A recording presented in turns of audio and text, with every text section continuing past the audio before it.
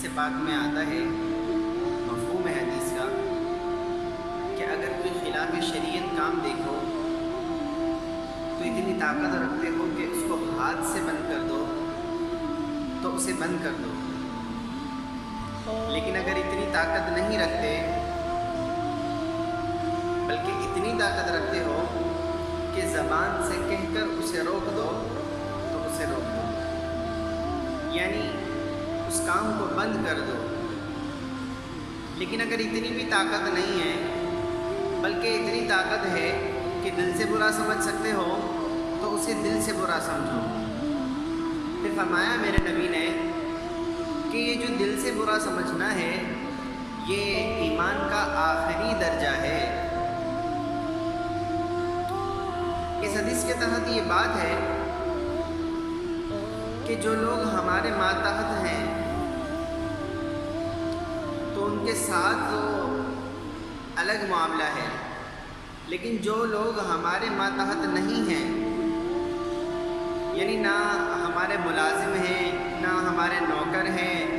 نہ ہمارے غلام ہیں، نہ ہمارے بیوی بچوں اور اہل و عیال میں سے ہیں، تو ان لوگوں کے ساتھ جو ہمارے ماتحت نہیں ہیں اس حد تک کیا جائے گا کہ اگر ہم ان سے ہاتھ سے کہہ کر وہ کام کروا سکتے ہیں، یعنی وہ کام بند کر دیں، یہ غلط کام ہے، یہ خلاف شریعت کام ہے،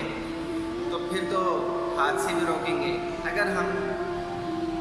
اس پر کنٹرول رکھ سکتے ہیں۔ لیکن نہیں، اگر اتنی طاقت ہی نہیں ہے تو پھر زبان سے کہہ دو کہ بھائی یہ کام نہ کر، یہ خلاف شریعت ہے اور یہ درست کام نہیں ہے، یہ بڑا گناہ کا کام ہے، تو اسے زبان سے کہہ دو، شاید اسے سمجھ آ جائے اور شاید وہ باز آ جائے۔ لیکن اتنی بھی طاقت نہیں ہے تو پھر دل سے اس کو برا سمجھو کہ یہ جو کام کر رہا ہے یہ خلاف شریعت ہے، یہ ٹھیک کام نہیں ہے، یہ برا کام ہے، تو اسے دل سے برا سمجھو۔ کام کو برا سمجھنا ہے کہ یہ کام اچھا نہیں ہے، یہ خلاف شریعت کام ہے، تو اس کی برائی دل میں لے آؤ۔ بندے کی برائی نہیں لانی، وہ بندہ جو خلاف شریعت کام کر رہا ہے اس کی برائی دل میں آنی چاہیے، اس کام کی برائی دل میں آنی چاہیے۔ لیکن جو لوگ ہمارے ماتحت ہیں، مثلا ہمارے بیوی بچے ہیں، ہمارے اہل و عیال ہیں، ہمارے غلام، ہمارے نوکر، ہمارے ملازم ہیں، تو ان کے تو ہم چونکہ نگہبان ہیں، ان کے تو ہم بڑے ہیں، سرپرست ہیں، تو پھر ان کو اگر نماز کا زبردستی بھی کہا جائے گا تو کہہ سکتے ہیں، اس بارے میں اس چیز کی رعایت نہیں ہوگی، کیونکہ ہم دنیا کے بہت سارے کام بھی تو ان سے کہہ کر کرواتے ہیں، ان پر زبردستی کر کے کروا لیتے ہیں، اور ان کو ہم زبردستی کہہ کر ان سے وہ کام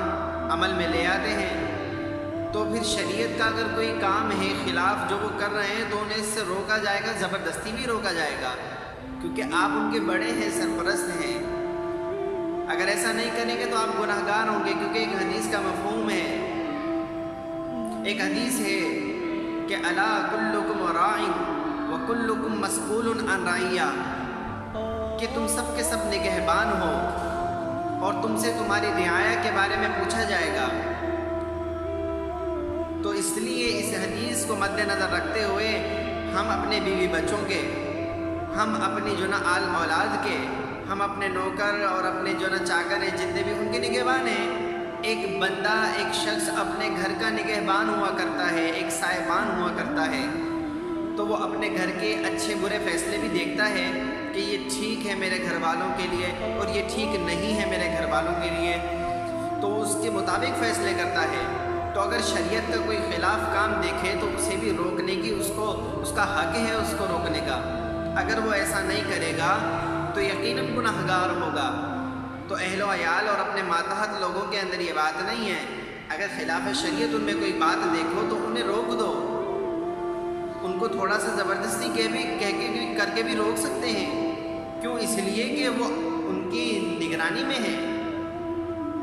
ورنہ کل آخرت کے دن اللہ تعالیٰ پوچھیں گے۔ تو اس لیے اس حدیث کے تحت یہ دیکھا جائے گا کہ کون اس کا مصداق بن رہا ہے اور کون نہیں۔